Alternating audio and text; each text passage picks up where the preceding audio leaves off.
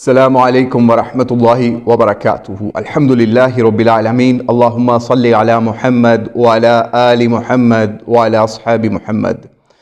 آج کی اس نشست میں ہم جاوید احمد غامدی صاحب کا دجل و فریب جو انہوں نے حدیث عمار کا انکار کر کے یا اس پہ تعویل کر کے پیش کیا، اس کی حقیقت آپ کے سامنے آشکارا کرنے جا رہے ہیں۔ سب سے پہلے تو ہم آپ کو یہ دکھائیں گے کہ جس بات کے اوپر انہوں نے اپنی بات ختم کی اور کہا کہ یہ حدیث اس قابل ہی نہیں ہے کہ اس کو کسی علمی مجلس میں پیش کیا جا سکے، تو وہ آپ ان کا کلپ پہلے ملاحظہ کیجئے، پھر آگے چلتے ہیں۔ یہ روایت کسی لحاظ سے بھی اس قابل ہی نہیں ہے کہ کسی علمی مجلس میں اس کو پیش بھی کیا جائے۔ ہم سب ہمارا وقت یہاں پہ مکمل، ہمارے ہاتھ نہیں سنا رہا آپ کو جی، بلکہ اسٹیبلش ہسٹری کا حوالہ دے رہا ہوں۔ تو آپ نے سن لیا کہ یہ حدیث عمار کے بارے میں کس طریقے سے ہرزہ سرائی انہوں نے کی۔ پہلے اس کے اوپر مقدمے قائم کیے اسی روایت کے اوپر جو بخاری شریف کے اندر موجود ہے اور دیگر اور بھی کتب احادیث کے اندر موجود ہے، اس پہ ہرزہ سرائی کی، اور پھر اس کا اس طریقے سے انکار کرتے ہوئے یہ تک کہہ دیا کہ اس حدیث کی یہ حیثیت ہی نہیں ہے کہ اسے کسی بھی لحاظ سے کسی علمی مجلس کے اندر بیان کیا جا سکے۔ تو بھائی آپ نے پھر اس کو بیان کیوں کیا؟ کیا آپ کی مجلس جو ہے جس کے اندر آپ سوال جواب کر رہے تھے سیشن، کیا وہ جاہلوں کی مجلس تھی جس کے اندر آپ نے اس کا تذکرہ کر کے اس کے اوپر جواب دے دیا؟ تو یہ آپ خود سوچ لیجئے۔ اب ہم اس سے اگلے سٹیپ کے اوپر چلتے ہیں۔ انہوں نے کہا یہ خبر واحد ہے۔ خبر واحد انہوں نے جس بھی انداز سے اس کو کہا، لیکن اس کا جو ایک حصہ ہے کہ عمار کو باغی گروہ قتل کرے گا، یہ بات تو خبر واحد نہیں غامدی صاحب، یہ تو تواتر کے ساتھ حدیث کی کتابوں میں بھی، تاریخ کی کتابوں میں بھی موجود ہے۔ اور اس روایت کے بارے میں ہم کچھ آپ کے سامنے ریفرنسز لگا دیتے ہیں الاصابہ سے، ٹھیک ہے؟ انہوں نے بھی اس روایت کو متواتر کہا ہے۔ الاستیعاب سے ابن برکی، ابن عبد البر کی، انہوں نے بھی اس روایت کو متواتر کہا ہے۔ اسی طریقے سے اور بھی دیگر کتب حدیث کے اندر اس روایت کو اس لیول پہ بیان کیا گیا ہے کہ اس کو تواتر کا درجہ حاصل ہے، لیکن آپ نے اس سے بھی انکاری کی۔ لیکن آپ کو میں ایک چیز یاد کروا دوں، آپ وہی شخص ہیں جنہوں نے ایک ایسی روایت جو امت کے اندر اختلاف کیا ہے، وہ آپ نے ورقہ والی روایت کے ذریعے سے عورت کی امامت کو جائز اور حلال کر کے لوگوں کو دکھایا۔ تو تب آپ کا خبر واحد والا اصول کہیں نہیں مرا تھا؟ کیا اس وقت آپ کو یہ نظر نہیں آیا تھا کہ امت کا اجماع کیا ہے اس مسئلے کے اوپر؟ تو بہرحال یہ تو آپ کو آپ کا آئینہ دکھانا تھا جو کہ آپ پہلے اپنا بھول چکے ہیں، کہ جہاں پر اپنا الو سیدھا ہو وہاں پہ وہ والی روایت بھی لینا جائز ہو جاتا ہے جو علماء اور محدثین کے نزدیک جس کے اوپر عمل کرنا ٹھیک نہیں ہوتا۔ بہرحال آگے چلتے ہیں۔ پھر آپ نے کہا کہ اگر یہ روایت صحیح تھی یا پھر یہ اس لیول کی تھی تو اس کو فریقین کی طرف سے پیش کیوں نہیں کیا گیا، حضرت علی کی طرف سے پیش کیوں نہیں کیا گیا؟ اس سے یہ لگتا ہے کہ روایت درست نہیں۔ تو یہ بھی آپ ان کا کلپ سنیے۔ انہوں نے خود یہ دعویٰ کیا ہے کہ کوئی ایسی بات ہمیں تاریخ سے پیش کی جائے تاکہ ہمیں پتہ چلے کہ اس کی اصل حقیقت کیا ہے۔ تھوڑا سا کلپ سنیے، پھر آپ کو فوری بتاتے ہیں اس کی حقیقت۔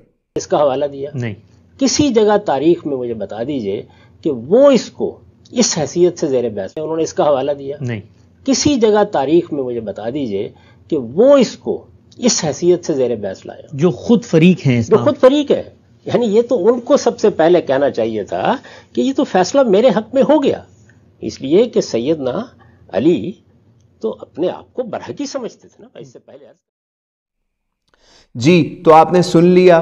تو اب ہم آپ کے سامنے پیش کرنے جا رہے ہیں حدیث مسند احمد کی، حدیث نمبر 12347، جس کے اندر آپ اپنی اسکرین پر بھی ملاحظہ کر سکتے ہیں کہ کس طریقے سے لوگوں کو اس روایت کا علم تھا کہ باغی گروہ حضرت عمار کو قتل کرے گا۔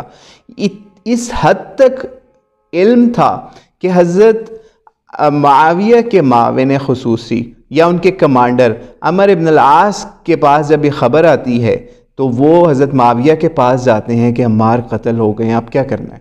ٹھیک ہے، آپ روایت پڑھ رہے ہو، میں اس کا مفہوم بیان کر رہا ہوں۔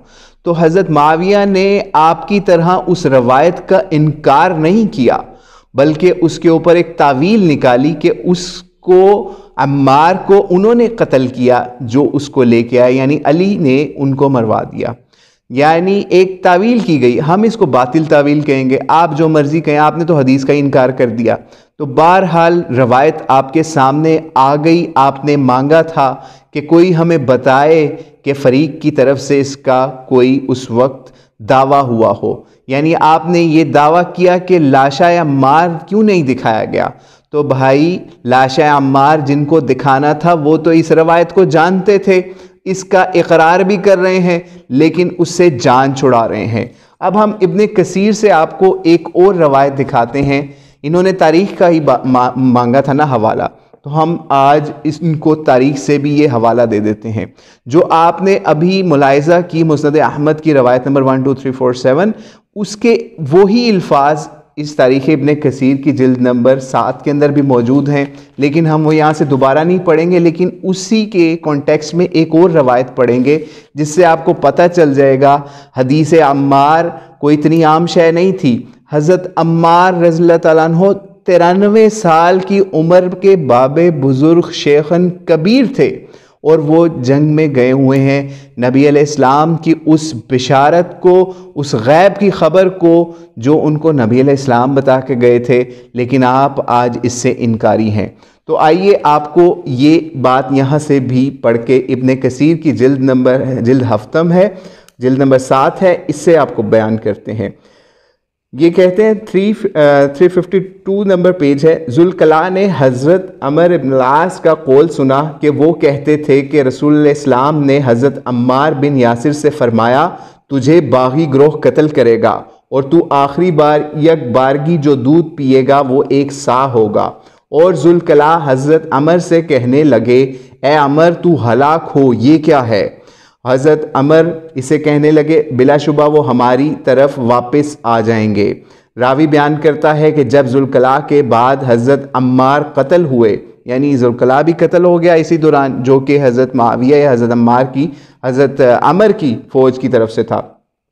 تو حضرت عمر اسے کہنے لگے، راوی بیان کرتا ہے کہ جب ذوالکلاء کے بعد حضرت عمار قتل ہو گئے تو عمر نے حضرت معاویہ سے کہا تجھے معلوم نہیں کہ مجھے ان دونوں کے قتل ہونے سے کس کی زیادہ خوشی ہے، یعنی ذوالکلاء کے مرنے کی زیادہ خوشی ہے یا عمار کے؟ تو حضرت عمار کے قتل کی. تو اس کے اوپر انہوں نے کہا اور قسم بخدا اگر ذوالکلاء حضرت عمار کے قتل کے بعد زندہ رہتے تو اہل شام پر غالب آ جاتے اور ہماری فوج کو خراب کر دیتے. تو آپ نے سن لیا یہاں پر کیا بتایا ہے. ان لوگوں کو پتہ تھا، خود وہ یہ اس چیز پر بحث کر رہے ہیں کہ عمار کو باغی گروہ قتل کرے گا، کہیں پہ اس کی تعویل کر رہے ہیں، اور کہیں پر وہ شخص ان کی فوج کا جو ان کو کہہ رہا ہے کہ یہ کیا ہمارے ساتھ ہونے لگا ہے، تو اس کے مرنے کے اوپر وہ یہ کہہ رہے ہیں کہ شکر ہے وہ بندہ مر گیا، نہیں تو اس نے ہماری فوج کے اندر یہ بات مشہور کر کے مزید خرابی کر دینی تھی. تو غامدی صاحب عمار ابن یاسر کا لاشا نظر آیا آپ کو کہ فریقین کی طرف سے دونوں طرف یہ بات معلوم تھی. اور اب ہم آگے چلتے ہیں. آپ کا اگلا اعتراض جو آپ نے مصحف کے بارے میں اٹھایا، آپ نے کہا کہ مصحف کیوں پیش کیا پھر دوسری طرف سے.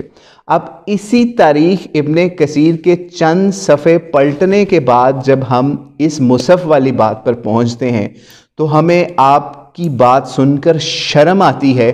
صفین کی جنگ سیدنا معاویہ کے اور ان کے مابین ہوئی، اس موقع کے اوپر انہوں نے یہ بات کہی. اچھا، اس طرف سے یعنی دوسرے فریق کی طرف سے مصحف اٹھا کے کہا گیا قرآن کے مطابق فیصلہ کر لیتے ہیں. اس کا جواب اس سے بہتر کیا ہو سکتا تھا کہ قرآن میں تو اصول بیان ہوتے ہیں، ان کی تو پھر انٹرپریٹیشن اور تعبیر میں جھگڑا ہوگا.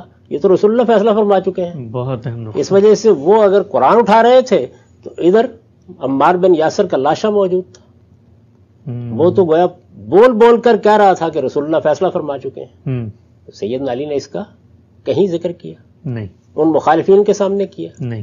جس وقت مصحف اٹھا کے کہا گیا کہ آئیے اس کی روشنی میں فیصلہ کر لیتے ہیں، انہوں نے اس کا حوالہ دیا نہیں.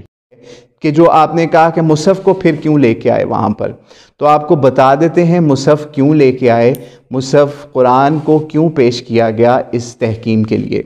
ابن جریر، یہ بھی جلد نمبر 7 ہے، 357 نمبر پیج ہے، ٹھیک ہے۔ اس کے اندر ابن جریر اور دیگر مورخین نے بیان کیا ہے، ابن کثیر نے لکھا ہے یہاں پہ، ابن جریر اور دیگر مورخین نے بیان کیا ہے کہ اس کا اشارہ حضرت عمرو العاص نے کیا تھا، اس لیے کہ جب انہوں نے دیکھا کہ عراقی اس میدان میں غالب آ رہے ہیں، نوٹ کر لیجئے، عراقی اس میدان میں غالب آ رہے ہیں، یعنی حضرت علی رضی اللہ تعالیٰ عنہ کی فوج جو عراقی تھی اور شامی حضرت معاویہ کی، تو آپ نے چاہا کہ یہ حالت نہ رہے اور معاملہ مؤخر ہو جائے۔ بلا شبہ دونوں فریق ایک دوسرے کے مقابلے میں ڈٹے ہوئے ہیں اور لوگ فنا ہو رہے ہیں، اور آپ نے حضرت معاویہ کے پاس آ کر کہا، مجھے یعنی عمر نے معاویہ سے کہا کہ مجھے ایک بات سوجھی ہے جو اس گھڑی ہمارے اجتماع اور ان کی پراگندگی میں اضافہ کرے گی۔ میری رائے ہے کہ ہم مصاحف کو بلند کریں اور انہیں ان کی طرف دعوت دیں۔ اگر ان سب لوگوں نے اس کا جواب دیا تو جنگ سرد پڑ جائے گی، اور ان میں باہم اختلاف ہو گیا تو کچھ لوگ کہیں گے ہم ان کو جواب دیں گے اور کچھ کہیں گے کہ ہم ان کو جواب نہیں دیں گے، پس وہ بزدلی دکھائیں گے اور ان کا رعب جاتا رہے گا۔ تو غامدی صاحب، یہ تاریخ ابن کثیر آپ نے ملاحظہ کر لی، جس کی آپ نے ڈیمانڈ کی تھی کہ ہمیں تاریخ سے دکھائیں۔ آپ تو بخاری کا انکار کر دیتے ہیں، تو تاریخ کس کھیت کی مولی ہے؟ آپ نے اس کا بھی انکار کر دینا ہے۔ تو اللہ سے دعا ہے اللہ کریم آپ کو حق قبول کرنے والا بنائے، اور یوں حدیثوں کے انکار کر کے پھر اس کے اوپر جھوٹے مقدمے قائم کرنے والا نہ بنائے۔ اور یہاں پر ایک بات ضمناً کرتے جائیں کہ رحبہ کے اندر حضرت علی رضی اللہ تعالیٰ عنہ نے جس وقت اس جنگ سے پہلے بھی لوگوں کے سامنے حدیث ولایت پیش کی، یعنی من کنت مولا والی روایت، تو اس وقت بھی لوگوں نے گواہی دی۔ اور بات یہاں تک ختم نہیں ہوئی، جنگ صفین کے اندر غامدی صاحب آپ کو پتہ ہے کتنے بدری اصحاب حضرت علی کے ساتھ تھے؟ 80 بدری اصحاب تھے، اور 150 اصحاب شجرہ حضرت علی کے ساتھ تھے، اور یہ بات بھی ابن کثیر سے آپ اگر کہیں گے تو آپ کو دکھا دیں گے۔ تو اللہ سے دعا ہے اللہ غامدی صاحب کو حدیثوں کے انکار سے بچنے والا بنائے، اور ان کے اندھے مقلدین کو بھی ہدایت دے کہ وہ صحیح بخاری کا انکار کرتے نہ نظر آئیں۔ اگر آپ نے صحیح بخاری کا انکار اس وجہ سے کیا کہ خبر واحد ہے، اور وہ خبر واحد جو کسی صحیح یا کسی اور روایت سے ٹکرا بھی نہیں رہی، محدثین مورخین سب اس کو تواتر کے ساتھ بیان کر رہے ہیں، صحابہ کی زندگیوں میں لکھ رہے ہیں، تو آپ کو کیا موت پڑ رہی ہے کہ آپ اس روایت کا انکار کر دیتے ہیں یا تعویلی انکار سے اپنا کام چلاتے ہیں؟ تو اللہ سے دعا ہے اللہ آپ کو حضرت علی کی محبت عطا کرے، اور یہ چیز بھی آپ کو جاتے جاتے بتاتے جائیں کہ بخاری کی اگر آپ نے حدیثوں کا انکار کیا تو آپ کے لیے انما الاعمال بالنیات روایت بھی نہیں بچے گی، جو حدیث ہے صحیح بخاری کی پہلی، اور پتہ کر لیجئے گا کہ وہ خبر واحد ہے یا خبر تواتر ہے۔ السلام علیکم ورحمۃ اللہ وبرکاتہ۔